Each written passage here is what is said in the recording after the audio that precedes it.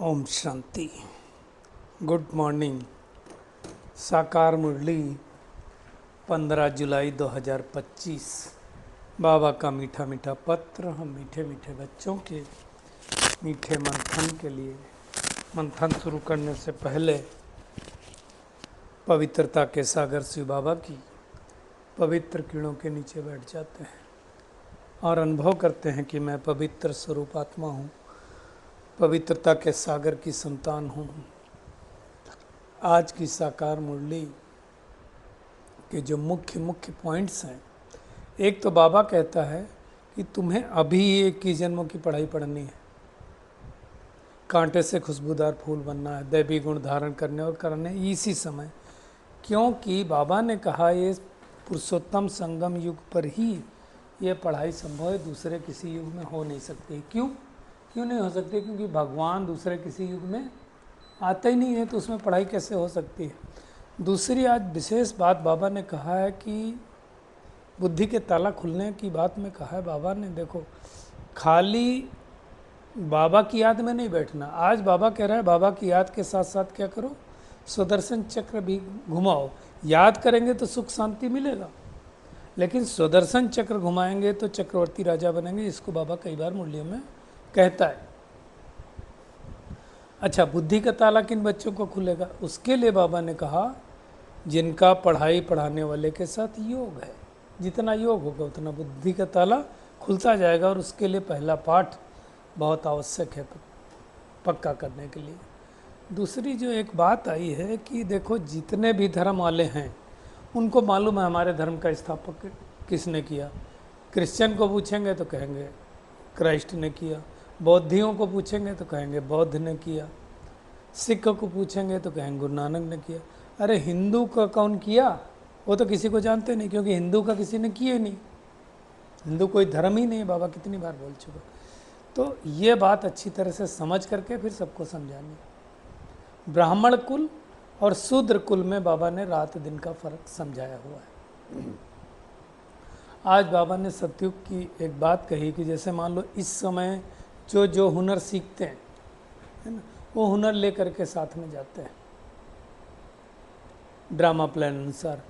Science वाले science के संस्कार लेकर के जाएंगे, फिर वहाँ काम आएंगे। लेकिन स्टीमर बनाने वाले भी बाबा ने कहा जाएंगे, वहाँ तो स्टीमर का कोई काम ही नहीं है।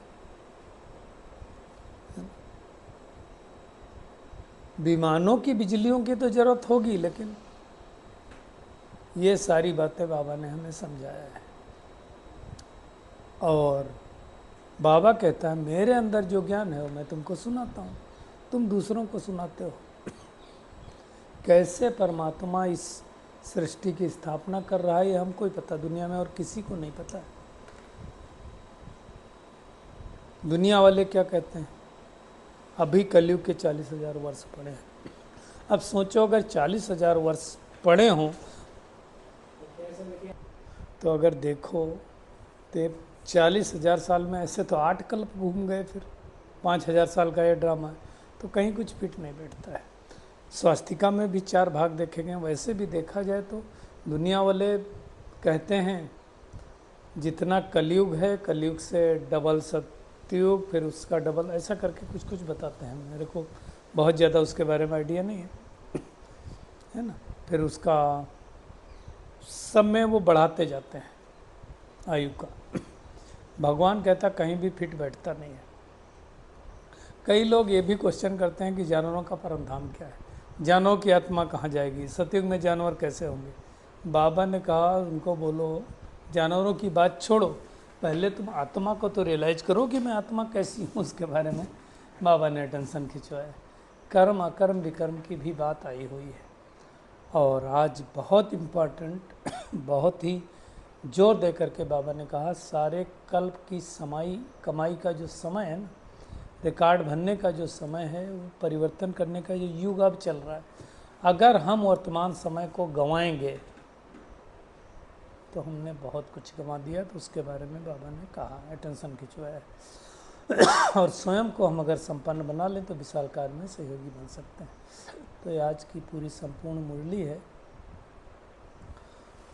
हम शुरुआत करेंगे जो बाबा कह रहा है कि हम जो हुनर सीखेंगे वहाँ से लेकर के जाएंगे। आप देखो धीरे धीरे डे बाई डे हमारी साइंस कैसी हो रही है, अपडेट हो रही है, रिफाइन हो रही है।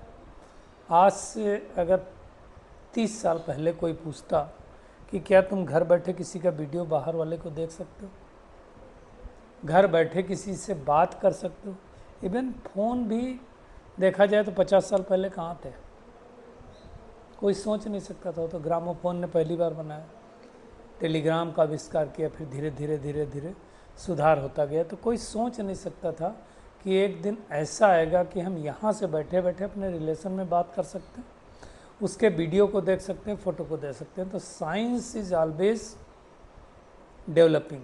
पहले हम बचपन में सुनते थे कि सूरज घूमता है, पृथ्वी कांस्टेंट है।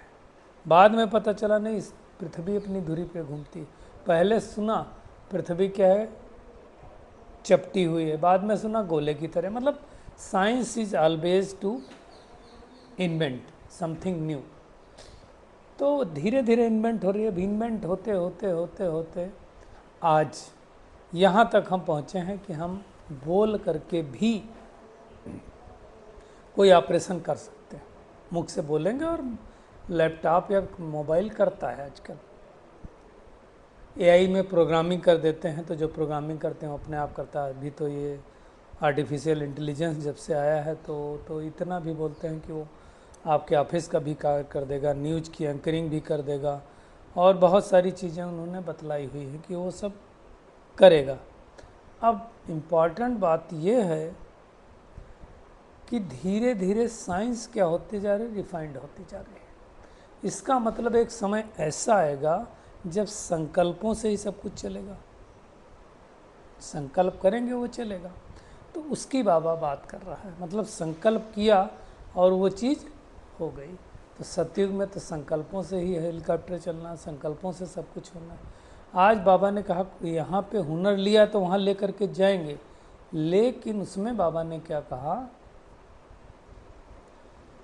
कि एरोप्लेन वाले तो जाएंगे, उनका तो रहेगा, काम है उनका, लेकिन बाबा ने कहा स्टीमर वाले नहीं जाएंगे, बम बनाने वाले नहीं जाएंगे, उनका कोई काम नहीं है ना। क्यों? स्टीमर का वहाँ कोई काम नहीं। हाँ, विमान की ज़रूरत पड़ेगी, लाइट की ज़रूरत पड़ेगी, आज बाबा ने कहा, तो वो इन्वेंशन वाले जाएंगे, यहाँ से सीख करके जाएंगे। तो ये सारी बातें बाबा ने आज कही है। तो हमें इसकी मेहनत करनी है, और मेहनत करके इन बातों को अच्छी तरह से समझ करके समझाना। आज दूसरी बात जो बाबा ने इम्पॉर्टेंट कही है कि जब बैठते हो तो खाली शिव बाबा को नहीं याद करना। शिव बाबा को याद करना, नो डाउट, याद करने से विकर्म नष्ट होंगे। क्योंकि अगर बुद्धि का ताला खोलना है ना, आज बुद्धि के ताले की भी बात है। ताला खुलना मतलब ताला हमारा बंद हो गया। बंद किसने किया?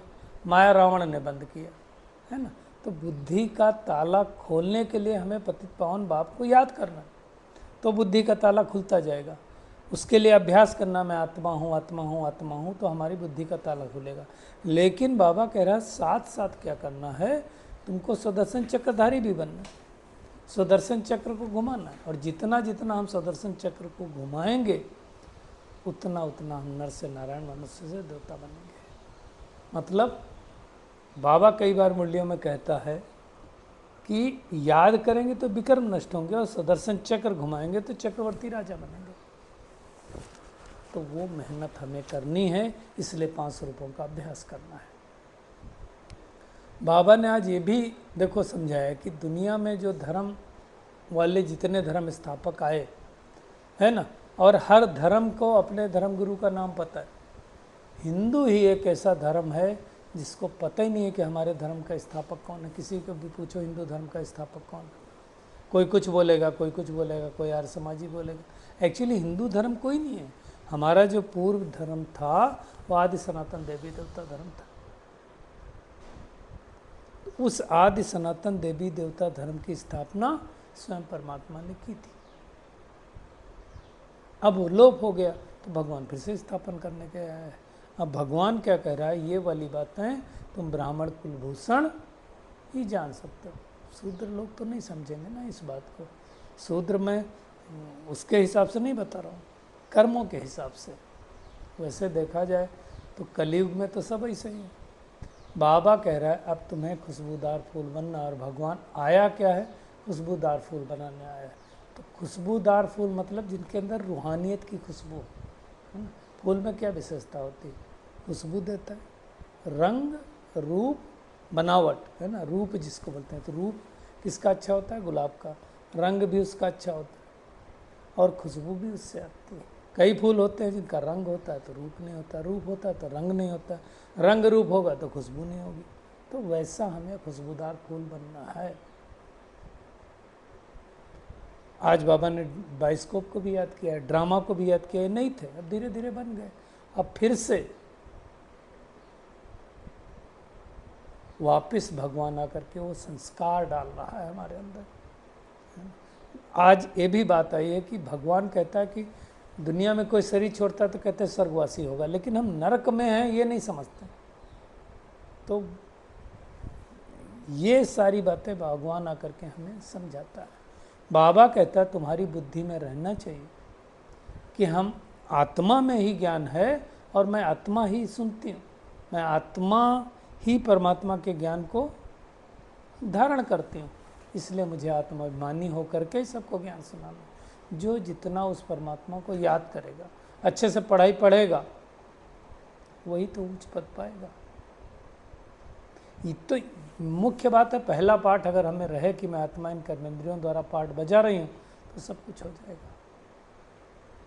कैसे भगवान आकर के इस सतयुगी दुनिया की स्थापना करता है ब्रह्मा द्वारा, वो अभी पता चला हमको भी नहीं पता था ना। तो ज्ञान का सागर वही है, मनुष्य सृष्टि का बीज रूप भी वही है, वही सत्य है, चैतन्य है, आनंद है, सुख शांति का सागर है। ये भगवान की महिमा है।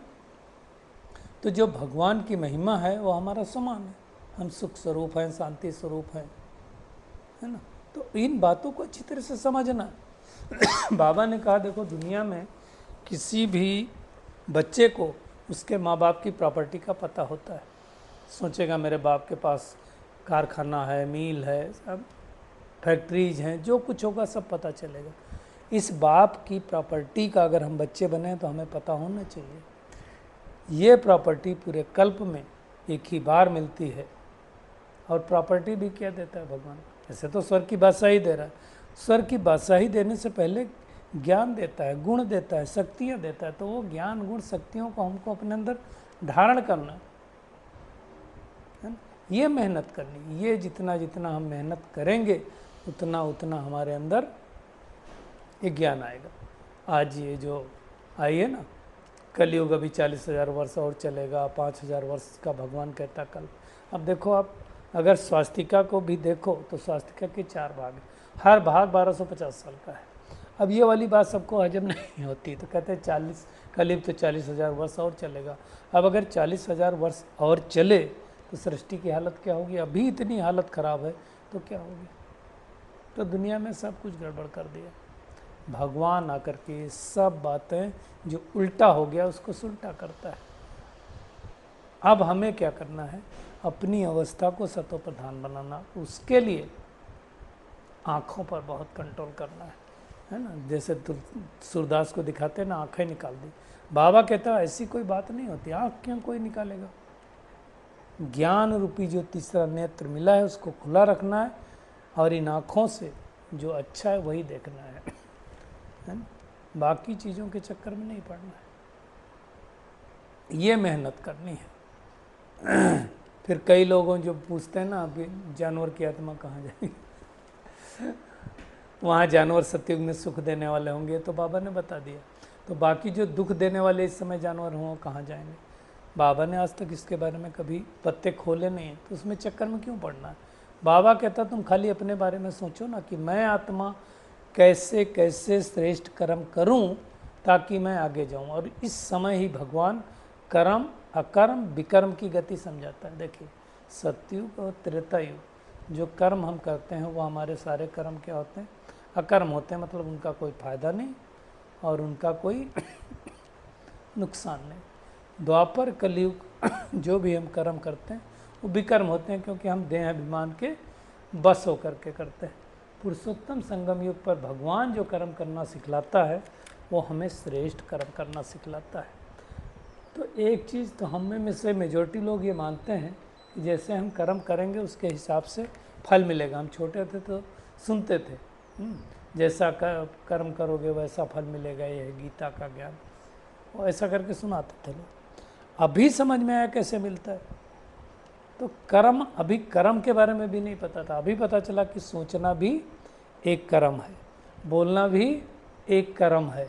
कर्म तो हम कर ही रहे हैं, तो बगैर कर्म किए तो कोई आत्मा रह ही नहीं सकती। तो ये बहुत अच्छी तरह से समझ करके फिर हमें श्रेष्ठ कर्म करना है। नशा रहे कि भगवान जो बेहद का पिता है वो आकर के अपनी प्रॉपर्टी का मालिक बना रहा है।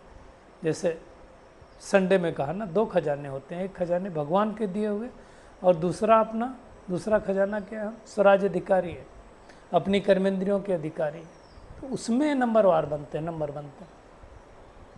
ड्रामा कह कर के पुरुषार्थ नहीं छोड़ना। कई लोग ड्रामा पे अटक जाते हैं, कहते हैं ड्रामा में होगा तो मिलेगा। तो भगवान क्या कह रहा है, ड्रामा पे अटकना नहीं, क्या करना है, मेहनत करनी है। मेहनत के बगैर कुछ होने वाला नहीं है। क्या मेहनत करनी है? ड्रामा का सही एप्लीकेशन क्या है कि सपोज मान लो मैंने कोई कर्म करना चालू किया, कर्म करने के बाद अगर वो नहीं हुआ तो हमारे संकल्प फालतू न चलें, उस समय हम कहेंगे अब ड्रामा। लेकिन कर्म करने से पहले ड्रामा कहते हैं तो उसका कोई मतलब नहीं ना। ड्रामा में होगा तो सामने वाला आत्मा आकर के मुझे खिला जाएगा, ऐसा तो नहीं होगा ना, मेरे मुख में डाल जाएगा। कई लोग इस पर भी बहस कर लेते हैं, हाँ मेरे भाग्य में होगा तो मुख में भी डाल जाएगा कोई ना कोई, तो ऐसे भी हमें नहीं करना है। आज के वरदान पे आते हैं, बहुत खास है। समय के महत्व को जान, स्वयं को संपन्न बनाने वाले विश्व के आधारभूत हो। देखिए, समय को अगर हम ना पहचाने, है ना, कहते हैं चलते रहना जिंदगी की शान है, जो रुका वो परेशान है। हमसे न पूछो ये रात कितनी गहरी, इस रात के बाद जो सुबह को न जाने वो अनजान है। तो ये समय कौन सा चल रहा है वो अगर हम ना जाने तो हम नादान हैं। अगर मान लो समय चल रहा है रोपाई का, समय चल रहा है बुआई का, और उस समय हम ना बोएं, जैसे हम सब ने वो कहानी सुनी थी ना, तू चल मैं आता हूँ, चुपड़ी रोटी खाता हूँ, गिलहरी और कौवे की, है ना, ठंडा पानी पीता हूँ, और सब कुछ हुआ। और लास्ट में हम सब ने देखा, मैं उसके डिटेल में नहीं जाऊँगा, कि बाद में कौवा पछताता रहा। तो वैसा नहीं करना। तो सारे कल्प की कमाई का समय अब चल रहा है इस पुरुषोत्तम संगम युग में। लेकिन इसमें सबसे पहले निश्चय तो होना चाहिए कि पुरुषोत्तम संगम युग चल रहा है। सबसे पहले निश्चय तो होना चाहिए कि ये परिवर्तन का समय चल रहा है। निश्चय तो होना चाहिए श्रेष्ठ कर्म बीज बोने का समय चल रहा है। निश्चय तो होना चाहिए कि 5000 वर्ष के संस्कार भरने का समय चल रहा है। बहुत इंपॉर्टेंट बात बाबा ने कही, 5000 वर्ष के संस्कार अभी हम भर सकते हैं। निश्चय होना चाहिए कि विश्व कल्याण का, विश्व परिवर्तन का समय चल रहा है। और अगर यदि समय को हम समझ गए और फिर भी वर्तमान समय को गंवाते हैं या छोड़ देते हैं, आएगा समय तो देखेंगे, तो हम कौन सी कैटेगरी में आएंगे? क्या हम ऐसे समय को गंवा सकते हैं? सोचिए, कहाँ कहाँ समय गंवाते हैं, कहाँ कहाँ हमारा टाइम जाता है, वो हमें चेकिंग करके पता करना है। ये हम सब अपने आप देख करके पता कर सकते हैं कि मेरा टाइम कहाँ जा रहा है। अगर टाइम चला गया तो टाइम हमारा शिक्षक हो गया, समय हमारा शिक्षक नहीं। समय हमारा रचना है या समय हमारा शिक्षक है? समय की रचना मैं नहीं हूँ, मेरी रचना समय है। तो समय का शिक्षक समय के अनुसार मैं लूँ तो फिर मार्क्स समय को मिल जाएंगे, हमें नहीं करना है। विश्व की जो आधार मूर्त आत्माएं होती हैं वो क्या करती? आधार मूर्त आत्माएं वो क्या करेंगी? वो उद्धार करेंगी सभी आत्माओं का। उद्धार करने के लिए सबको समय का ज्ञान देंगी कि समय को बर्बाद नहीं करना है, समय को यूटिलाइज करना है। और समय को यूटिलाइज करने के लिए इस कलयुगी पतित दुनिया से किनारा करके स्वयं को संपन्न बनाना है ना। स्वयं को संपन्न बना लो तो विशाल कार्य में सहयोगी बन ही जाएंगे। तो हमें क्या करना है, इस पुरानी दुनिया से किनारा करके खुद को संपन्न बनाने का पुरुषार्थ करना है, और स्वयं को हम अगर संपन्न बना लेंगे तो इस विशाल कार्य में सहयोगी बन ही जाएंगे। और आज की जो व्यक्ति सारे की पॉइंट है, देखो हमारा संकल्प बहुत महत्वपूर्ण है। संकल्प ही जीवन का श्रेष्ठ खजाना है ना। संकल्प को ही पावरफुल बनाना है। जैसे इस खजाने द्वारा बाबा कहता है जो चाहो जितना चाहो उतना प्राप्त कर सकते हो, है ना। जैसे दुनिया में कोई खजाना होता है तो उससे हम जो चाहें प्राप्त कर सकते हैं, ऐसे ये भी खजाना है। तो संकल्पों का खजाना बहुत इंपॉर्टेंट खजाना है। तो स्मृति में रखना है, सोच समझ करके क्या करना है। लोग कहते थे सोच समझ करके बोलो, अब वो चेंज हो गया। अब क्या है, सोच समझ कर सोचो कि क्या मैं सोचने जा रहा हूँ। तो बहुत इंपॉर्टेंट बात है, इसको हमें ध्यान रखना है। तो पूरी मुरली से आज का टेक होम यही है कि हमें कांटे से खुशबूदार फूल बनना है और बनाने की सेवा करनी है। बेहद की बाप की प्रॉपर्टी की मैं आत्मा मालिक हूँ। बेहद की प्रॉपर्टी बाप की क्या है, शांति, पवित्रता, सुख, आनंद। तो ऐसे मास्टर सागर में हूँ, इसी नशे और स्मृति में रहना है। ड्रामा कह करके पुरुषार्थ को छोड़ नहीं देना है। कर्म अकर्म विकर्म की गति को समझ करके सदैव श्रेष्ठ कर्म ही करने हैं।